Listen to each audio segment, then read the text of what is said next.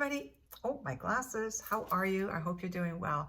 I'm not going to make this too long, but I think this is really important. It's something that Bill and I were able to do, but I had to find a door opener to have these conversations, even though Bill is really open and really easy to talk to. And, we have a persona about us as, when people see us and we do things in our lives.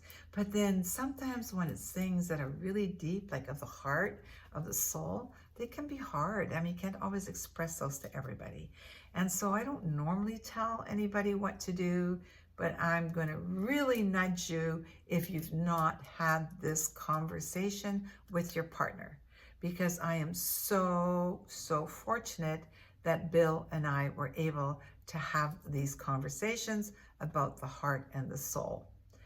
And although I wasn't quite sure how I was going to approach all of these things with him, but 14 years ago now, I had a really bad fall. I ended up with a brain bleed, and I was in Eisenhower Hospital in Rancho Mirage, and I couldn't be flown back to Canada, so I had to stay there.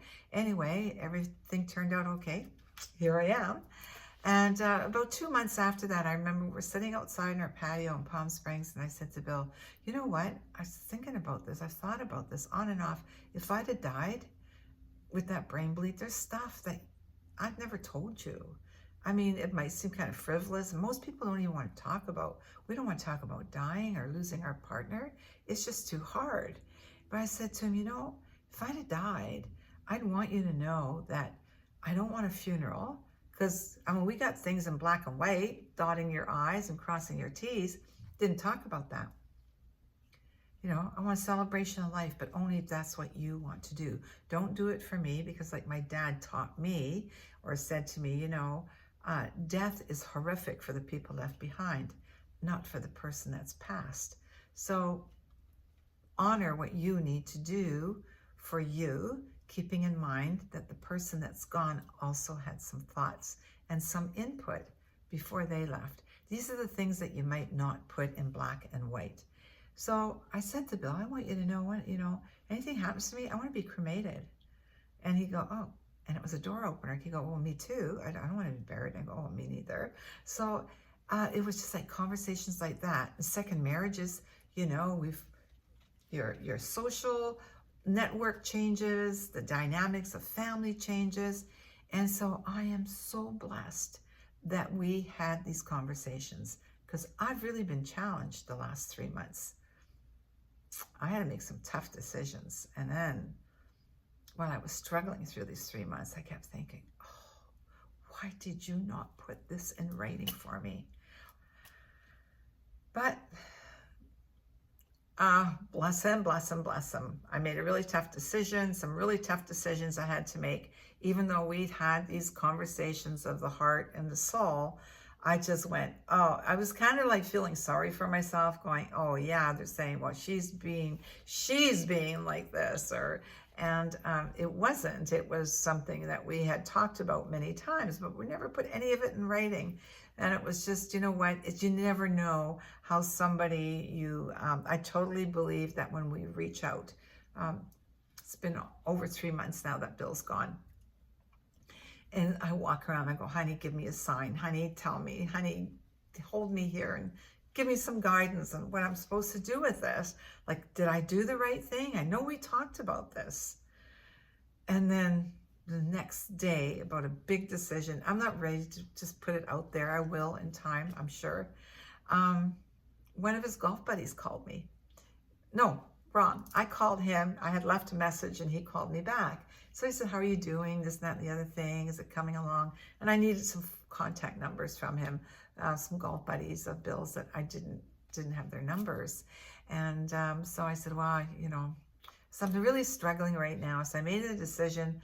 I said, it's something that Bill said, you don't ever have to go there again. It's done. Once I'm gone, it's done, finished, gone.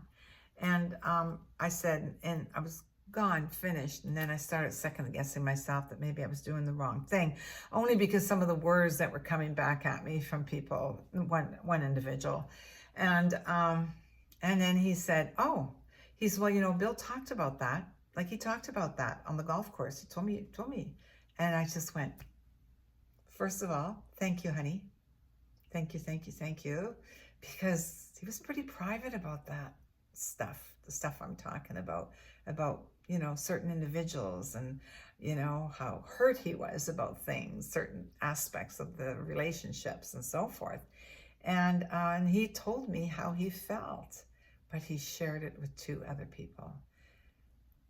And it was not that long ago that they confirmed what Bill was feeling, that what he told me he had shared with other people. So it is really important that you speak from the heart and the soul, you know, that really hard stuff that you carry. Myself, it's not that I'm cut and dry. I can be on occasions, to be honest. But for me, now I'm going back to funerals, is if I didn't like a person that had passed away, if I didn't respect them when they were alive, why would I think that it's okay for me to go to a funeral to pay my respects when, think about that, when I didn't respect you when you were alive? And so there's three occasions where I did not go to a funeral because I just didn't think that was my place to go. These people that had passed are people that struggled with, people that were difficult. Not just them, me too. I mean, I played a role in all of that. But why would I, to me, it's just so deceitful. It's just so dishonest. Like, don't come to my funeral to pay your last respects when you didn't have any for me when I was alive. You know, it's the old thing. It's like, buy me flowers now. Don't wait till I'm gone. And so I am ever so grateful that we had those heart-to-heart conversations. But if it's something quite big, quite serious, where you think you may struggle with it, like I did, tell somebody else just beside the person that you love. Give somebody else that little bit of information that you know they'll be able to tell them, saying, no, you're doing the right thing, because we had a discussion about it. That's what Bill gave me. He gave that to me, and I didn't know. It was totally when I said to him the night before laying in bed, I said, honey, you need to give me a sign here. Like, do I need to renege? Do I need to change this? And I got the answer the next day. I am so grateful for that. I really, really am. So I don't know. Have the conversations. Make yourself the person that opens the door, because like I say, it's so hard for some people to have those conversations, and those are not things that we often write into a will or a letter with it. Even if you write a letter, you can attach a letter to a will and saying, these, you know, I've had this discussion with my wife or my partner, and these are we've had this discussion, but I just need this to be in writing for somebody to back her up or to back him up, should it ever get to that. So I am so grateful. So don't shy away. I know you guys going, Liedy, you're doing really well. I am, and I can't say this enough. The nights are hard. The mornings are difficult. Bill left me with so much to be grateful for. Celebrate him every single day. I am so grateful for what he put in my heart. We didn't have a perfect marriage, don't get me wrong. I didn't have him sitting on the throne with a crown. We just had an incredibly awesome relationship. We were best friends, and we could hold each other up with love and respect. I miss him so, so much. But he made me see so many beautiful things in the world I would never have seen if I hadn't healed. Bill didn't heal me. I've said this a lot. Bill did not heal me. He allowed me the room and the space to heal myself. which made me a really great partner at the end of the day. We came together, I don't know, on an incredible journey. And like I say, it wasn't perfect. There are times where I could have just, Bill, stop that. But you know what? Same him with me. There were moments, although he'll say, no, no, no, there wasn't. Because he'd always say, I know I love you more than you love me. And I'd go, how do you measure that? How do you measure that? So you know what? I'm going to come on here and yep, I'm going to cry. I am not now. Are there moments I don't have good days? I don't have bad days. I have moments. I know Bill's okay. I know he's okay. And I know we will meet again somewhere out there in the universe.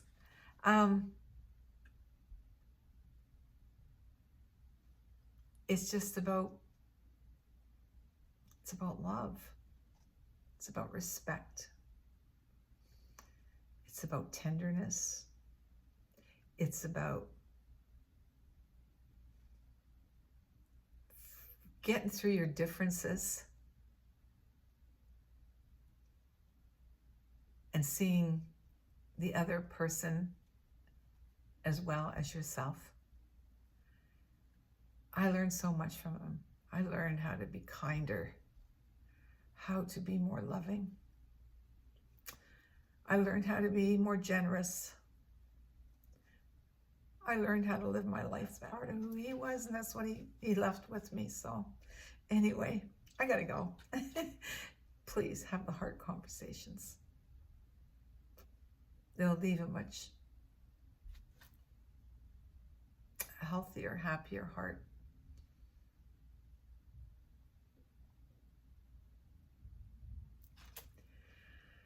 Anyway, what are your thoughts? Have you had any of those conversations with your partner? You know, the real heart stuff, the stuff that you don't sit and discuss in a lawyer's office. Stuff of the heart, the love, the no thank yous, so I don't want that. Absolutely, bring it on. Have those conversations. I'll tell you, it's a wonderful moment when your partner's gone and you have that to draw on. And that is something to celebrate. Okay, there's no future in our past. Bring all the wonderful memories, all the lessons. Oh my gosh, more than ever, live in the moment. The next moment isn't promised, but you can still dream and imagine while you're doing it. Thanks for being here, you guys. Don't forget, have you had that conversation with your loved one? Was it easy? Was it hard?